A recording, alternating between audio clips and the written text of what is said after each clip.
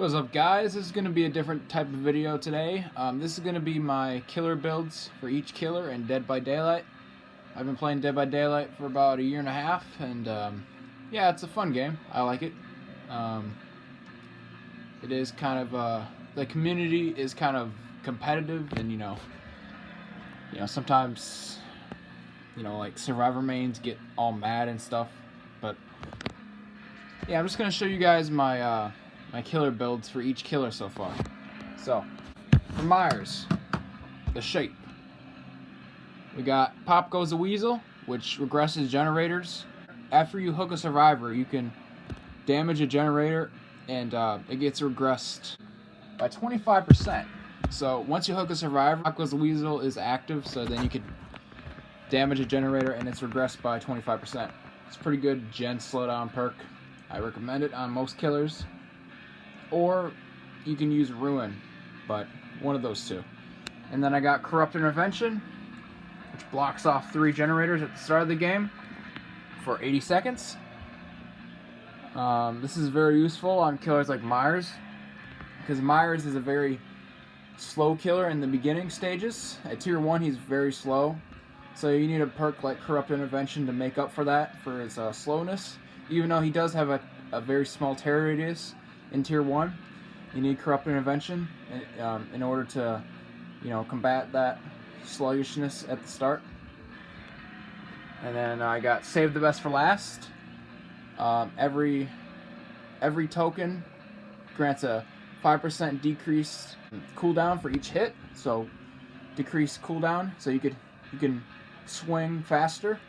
That's what Save the Best for Last does. When you hit everybody except the Obsession, that's why it's called Save the Best for Last.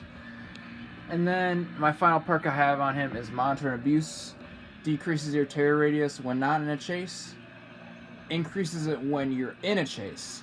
This is especially good on Myers, because Myers is a very stealthy killer to begin with. He has a low terror radius at the start of the game, and he has a pretty low terror radius throughout the game, besides in tier 3. Tier 3, his terror radius is pretty big, but in tier 3, he has an insta-down, and that he has a very big lunge. And yeah, for add-ons, the best add-ons are the ones that make him stalk faster. So you combine the Memorial Flower with the J. Myers Memorial. He can stalk pretty fast. And now let's go to a different killer. Let's go to Doctor. The Doctor. For him, I have Monitor and Abuse as well, because he does have kind of a lower terror radius. And I also have Save the Best for Last on Doctor, the Doctor. And the next perk I have on him is Whispers, which when a survivor is within 32 meters, this will go off and notify you that survivors are near. So this is very useful when you use his Static Blast power. When you use it, it reveals and shocks the survivors, upping their madness level. And then we got Overcharge. When you damage a generator, it gives the survivor a tremendously difficult skill check to the next survivor that starts working on the generator. And then yeah. Doctor overall is a very powerful killer. You don't need that many powerful perks on him. You don't really need any slowdown perks like Corrupt or Pop, in my opinion. He's just kind of a strong killer to begin with, and you just use perks that enhance his power, like Overcharge and Save the Best for Last. Save the Best for Last is very useful on a lot of killers. On some killers, it's not useful, like Huntress is kind of pointless to put Save the Best for Last on Huntress because she just uses her hatchets.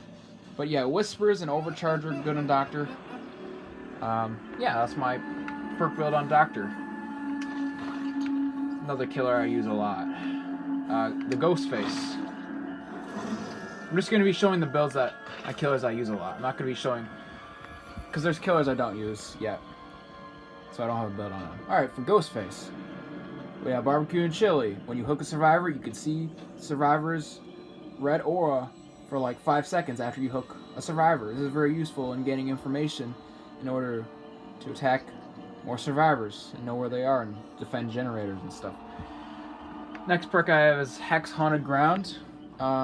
When this hex totem, when the hex totem for this perk is cleansed, all survivors have the exposed status effect for 60 seconds. So you can basically insta down them for 60 seconds when this perk is active.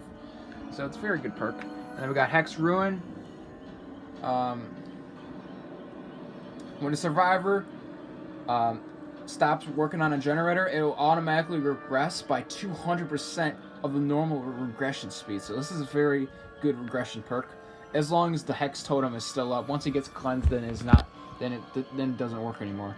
But yeah, Hex Ruin on Ghostface is pretty good. And I'm All Ears. When a survivor performs a rushing action, like a vault through a window, then you can see their aura for how many seconds is it? Yeah, only for 6 seconds. You can see their aura for 6 seconds. So this is very useful in the chase. It's a chase perk. I'm All Yours. It's a good chase perk. You can either use that or Thrilling Tremors. To be honest, Thrilling Tremors, I might replace that with Thrilling Tremors, because Thrilling Tremors is a good gen defense perk. Because once you hook a survivor, all generators that have been worked on will be covered up for like 10 seconds. I think it's 10 seconds. And it's a very good gen defending perk. Throwing Tremors, but I'm All Yours is also a good perk. So it's really just preference and what you feel like using that day. Alright, let's go to the Nightmare, Freddy Krueger. Alright. Now, I don't have my original build on him anymore, which was Barbecue, Save the Best for Last, Pop, and Sloppy. That was my original build until I prestiged him. Now I don't really have my build on him right now because he's prestiged, and he got the cosmetic on his claws. It's all bloody. Got the cosmetic because I prestiged him.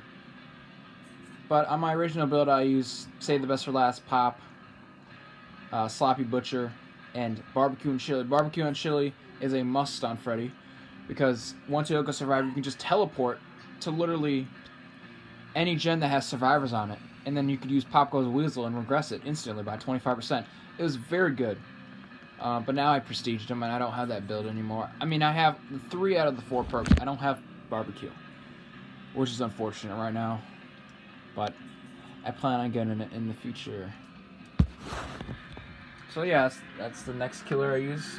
These are just some killer builds. This isn't going to be a long video. Just to show you guys, just to do different kind of video today, a gaming video. Not actual gaming, but like a discussion type of video. Alright, let's go to the next killer I use somewhat frequently. The Clown. The perks I use on him are Bamboozle. Your vault speed is 15% faster.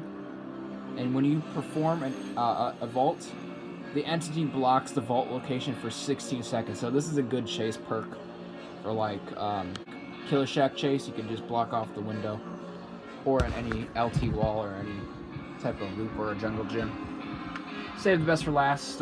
Decreased cooldown time for attacks, so faster attacks. And then Pop Goes Weasel. You damage the generator, it's damaged by 25%. So that's a good perk. It's just teachable. It comes with the Clown. So if you want to get Pop Goes Weasel, buy the Clown. It's his teachable. And then Barbecue and Chili. It's a good information perk. And yeah. Alright, that's it for the Clown, and I'm using it more because Clown is kind of a weak killer, and you need to use things that kind of benefit him. He's probably one of the worst killers in the game, unfortunately. He just, compared to the other killers, he's weak. He's not bad. If you know what you're doing, he can be a really good killer, but compared to the other killers, he's not that good.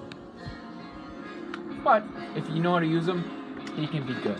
He can be a viable killer if you know how to use him properly. The Pig. Alright, for the Pig, we got Surveillance. When a survivor or many survivors get on a gen, this gen highlights in yellow for 8 seconds. This is a good information perk. knowing where the survivors are in order to stop them from getting all the gens done.